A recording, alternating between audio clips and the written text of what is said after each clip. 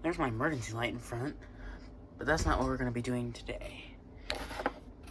Look in front of it. This is Pacific Northwest Elevators here, and today we're going to demonstrate opening this teeny tiny, hyper tough padlock that I got from Walmart in a pack of 4 for about $7.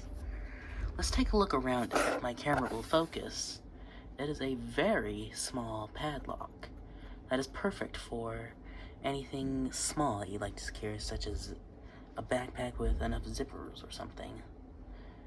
And if you look, it says hardened on it. The camera won't focus that close. But here's the part where we all came here for. That's right, you're gonna get to see me demonstrate this lock on camera. So you're gonna take your key, you have to flip it around. We're gonna demonstrate it. Here we go. And there you go. The lock is now opened. Let's do that again. So we'll snap it back into place, take our little key, very tiny key, and we'll stick it in. And there you have it.